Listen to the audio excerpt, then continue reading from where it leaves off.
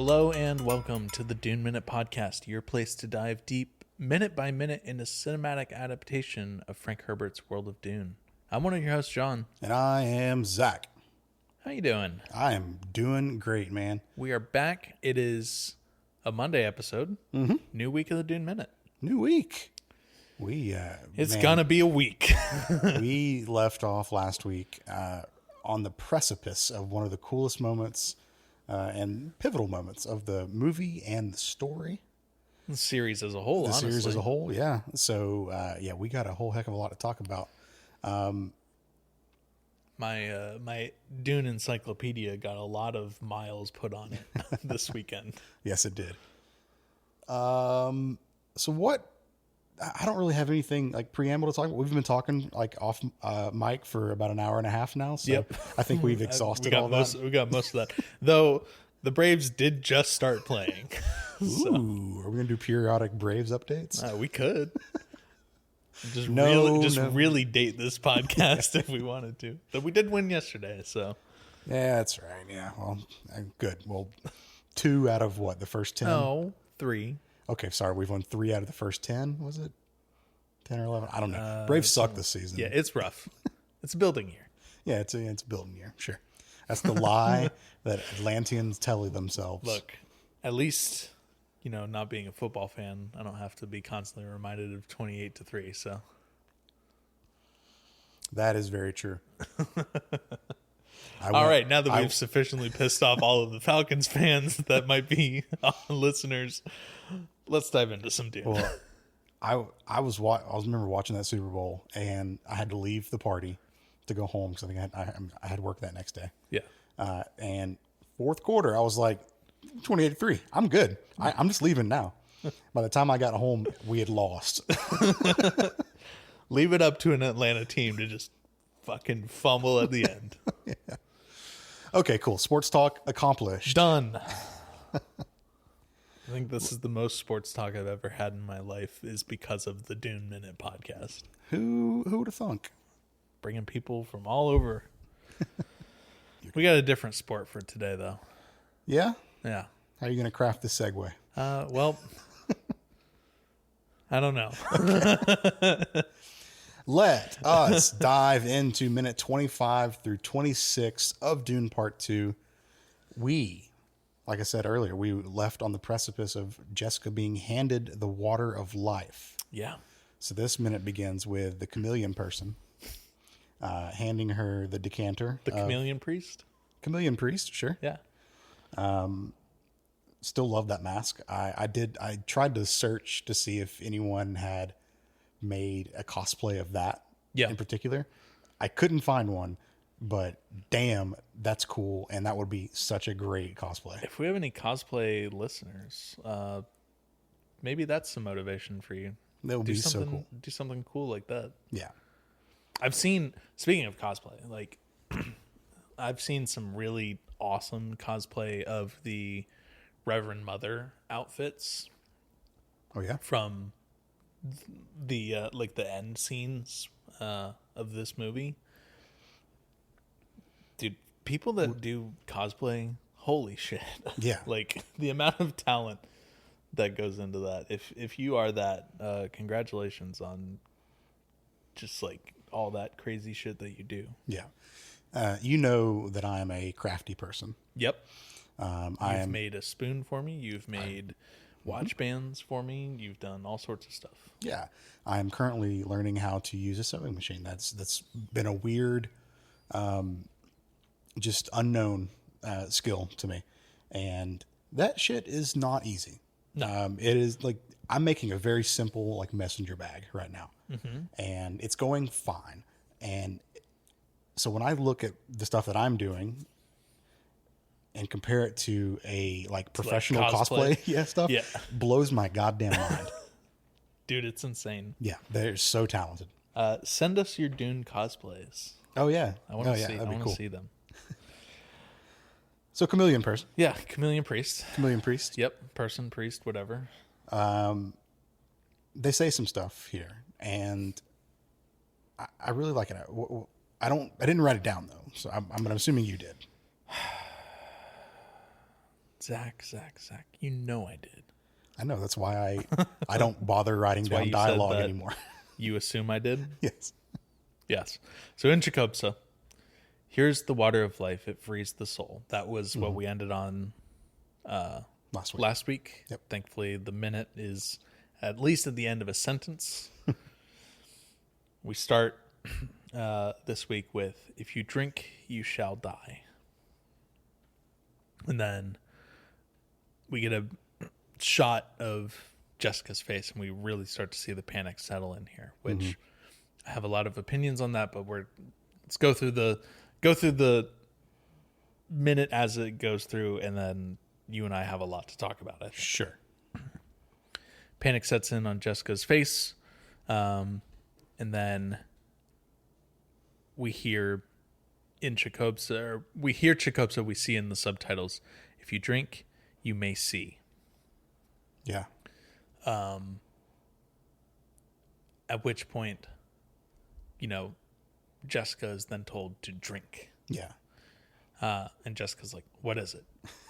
And then Romalo has her one moment of like clarity, I guess we could call it.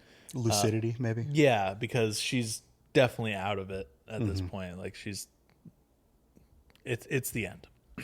But in one of her last acts, through the voice, commands Jessica to drink. Yes. And dude, I don't know what they did between part 1 and part 2, but just like the thumper, the voice, at least with Romalo, just it's beefier. Sure. It's juicier, and it's good. It's so good. Yeah. And you see it like hit Jessica. It almost knocks her back. Yeah. Yeah. And I took it as like she's trying to resist it, but she's not doing a great job. No. Romalo is definitely a stronger will than Jessica. Yep. So the decanter is lifted and the blue water of life is poured into Jessica's mouth. Not a lot, just a little bit. And everyone's kind of like looking on in anticipation. Like, what's about to happen? In the background, we get we hear heartbeats. Yep. Presumably Jessica's. Well, and Alia's. Okay. Yes. And Jessica starts to like, it says on screen choking, but she's like convulsing. She's convulsing. Her eyes are bulging out of her head. Yeah. She starts like shaking hardcore. And I love that all of Romalo's acolytes are just looking at her like, yeah, this is what's supposed Tuesday. To Yeah. This is what's supposed to happen. Yeah. There's no shock on our face. No, there's not at all. So she's going through it, man. Like, she collapses and she's like writhing on the floor. Yeah. She's seizing up, basically. Yeah. Did you get a little jump from the chanting and wailing that goes on in the background here? I wouldn't say a jump, but I just, again, I haven't watched this movie in a long time. I was not expecting it. So when it just came out with that kind of like wailing, I was like, Jesus Christ, what the fuck was that? When we get a shot of Romalo's face, I took it as she looks excited. Like she's like having a fucking blast watching all this. Well, I think a little bit of headcanon here, but I feel like she's beginning to feel the transition on Jessica's end. Yeah. And watching her transmute this poison. Yep. But yeah, Jessica's on the ground, writhing, and we talked a little bit about it last week about how the set designers were kind enough to make the floor out of rubber. I'm sure Rebecca Ferguson was very appreciative of that when she then slams her body on the floor and begins writhing around in this moment here. Yeah. Then we get something new after this. Yeah. And this is be something that we talk about over the course of the first couple of episodes this week. We're introduced to an internal POV of Jessica. And POV poison. Yeah, exactly. and it's this like swirling blue liquid, which did Prophecy do this as well? Okay, they did the same thing. Okay, cool. Prophecy took from part 2. Yeah. Prophecies was a lighter blue. This is more of like a, I don't want to call it a navy, I don't want to call it a royal, but it's definitely like a darker blue. And the Art and Soul mentions nothing about how this shot was processed, so I can only guess. I'm gonna just go out on a guess based on what I've seen from other like shots that were done, that they probably used like a really heavy ink and water, or maybe like a oil suspension with ink or whatever. But if you've ever, it definitely seems a lot thicker in Dune Part 2 than it did in Prophecy. It felt a little more watery over there, or it looked a little more watery over there. Okay.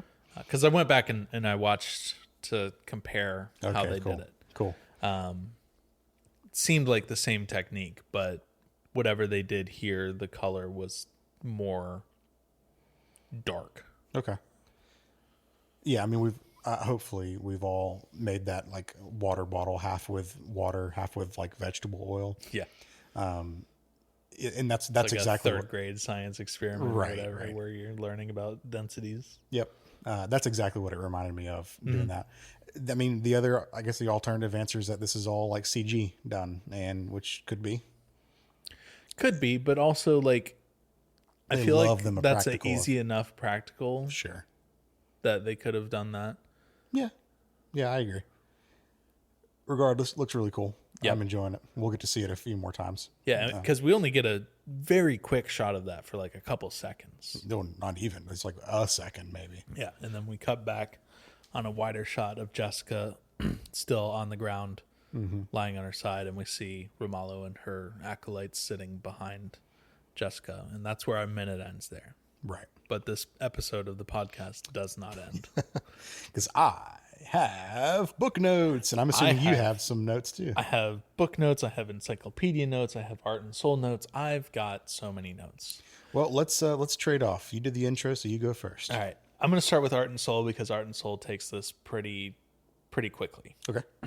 Art and Soul talks about how The Exorcist was actually the movie The Exorcist was a big motivating factor in storyboarding this scene. They wanted a lot of the storytelling to be done through action rather than words, and I think I think they do a really good job. Yeah, I think Rebecca Ferguson channels a little bit of Exorcist energy into this role and everything. All it's missing is the pea soup. Yeah.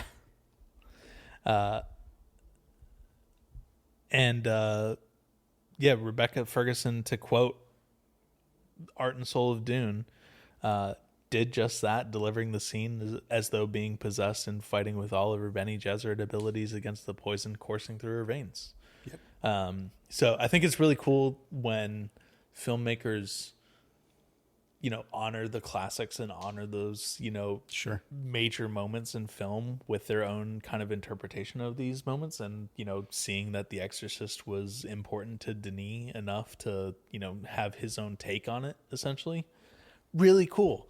Love that. So, that's really all Art and Soul has to add from here, other than the things that we talked about last week, where how this was filmed in a 3'6" tall, little narrow spot in the sound stages that they had on Budapest. And, the film crew was in that same small 3'6" spot. So it's not like they're just sitting outside standing at full height. So, all right, that is Art and Soul's contribution to this entire week, actually. Okay. So, right. Well, we will definitely fill up the void left of Art and Soul with some book notes, because we got a lot of them. Yep. This definitely does happen in the books. Sort of. Differently. Yeah. So let me set the scene for what we are, or where we are in the books. So PB&J have reached the siege, and they, in the books, we get the passage from Hera that I mentioned last week, And then we immediately cut over to this chapter, the Jessica taking the water of life. It is a whole chapter in the book. We learn from Hera that they are leaving the siege.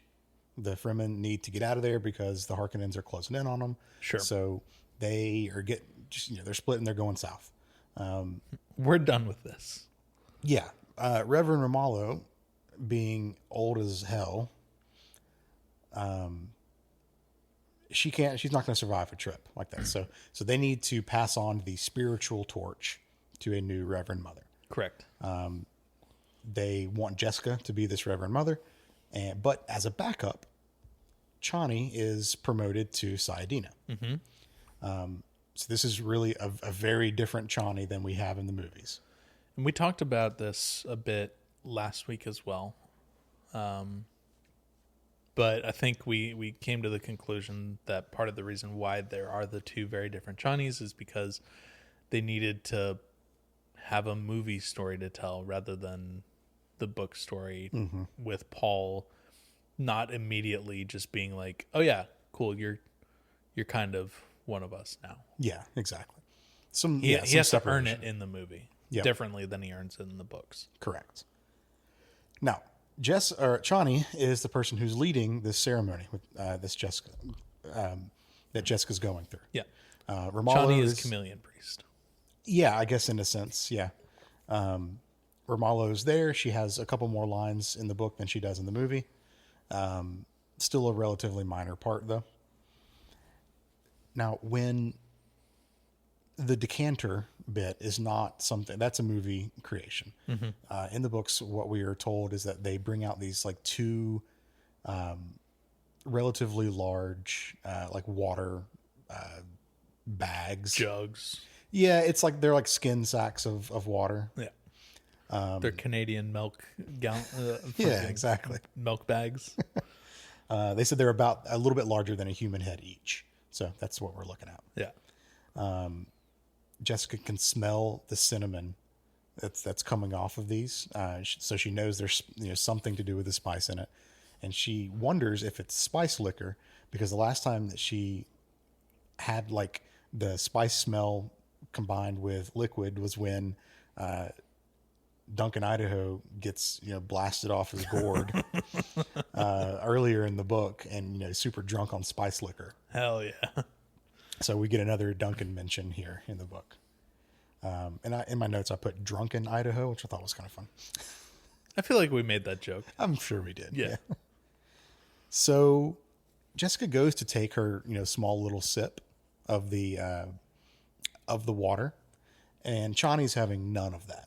She's like, no, you don't take a small sip. And she's chug. Well, she does. So Jessica has the tube in her mouth to take a sip. Yeah. And then Chani just squeezes the bag and forces her to take like a huge gulp of the stuff. Did your brothers ever do that to you if you had like one of those Gatorade squeeze bottles with sure. like the nipple and they just go?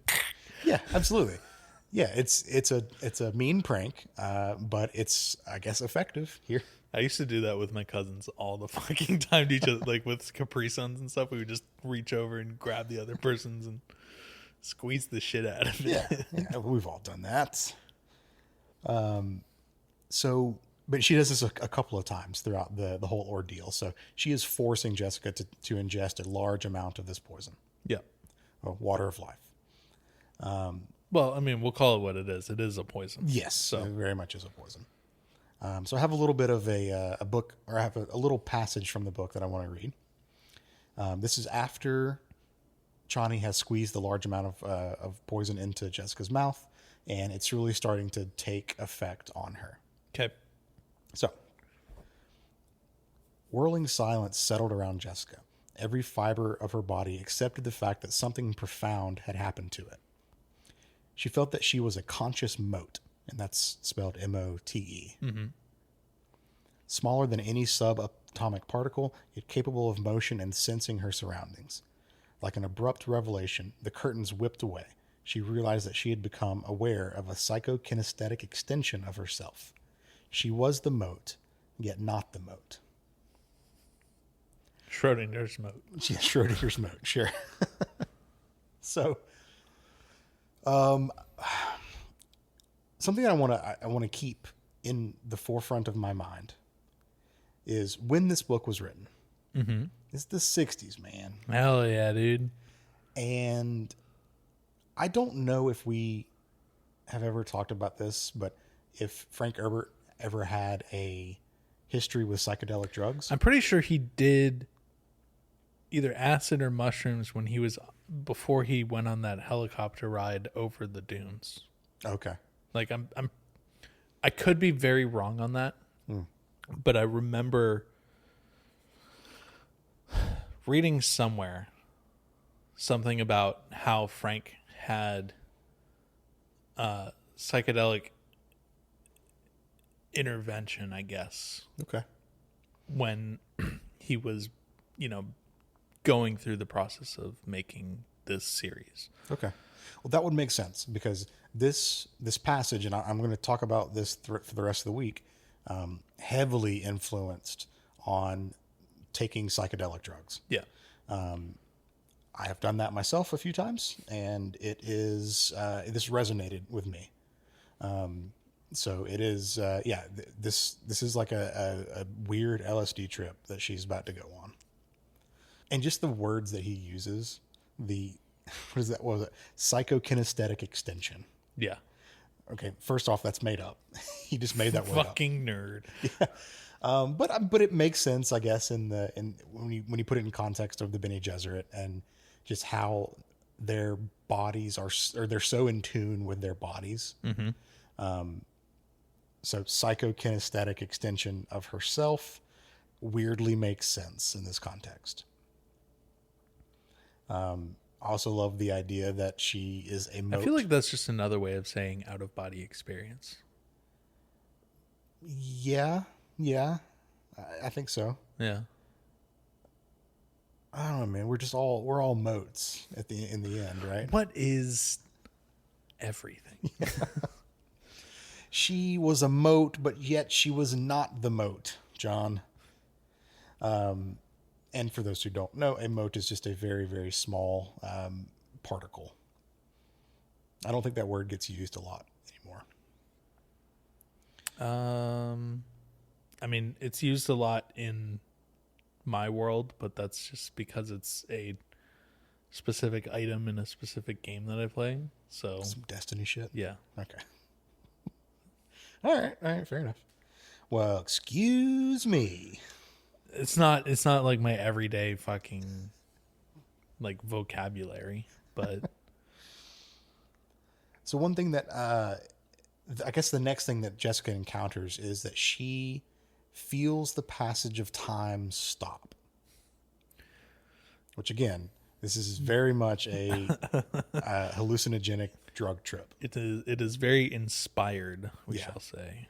So she notices that time has seemed to stop. She sees dust particles above Chani's head, just frozen and suspended there. Mm-hmm. And she realizes that her personal time was suspended to save her life.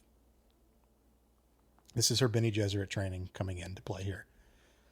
It has stopped her bodily functions to stop the poison from spreading around her body and giving her the time to react and to, as we'll come to see tomorrow, really just transmute this poison and save her life.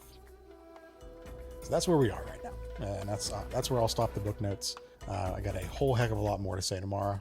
So let's continue this tomorrow, and we will talk about the rest of her trip because we get some fun stuff coming up. Yep. And tomorrow we'll definitely have more transmutation and stuff to talk about as well, because we will see more of that actually in action. We only just got the briefest tease, I would say, at the end of this minute. So I think we'll save the rest of that meat for that episode. Cool. Let's do it. Alrighty. Well, as always, you can find us online on Blue Sky. We are at duneminute.com, and you can email duneminute@gmail.com if you'd like to get in touch that way. We'll see you tomorrow for a Tuesday episode of the Dune Minute. All right. See you then.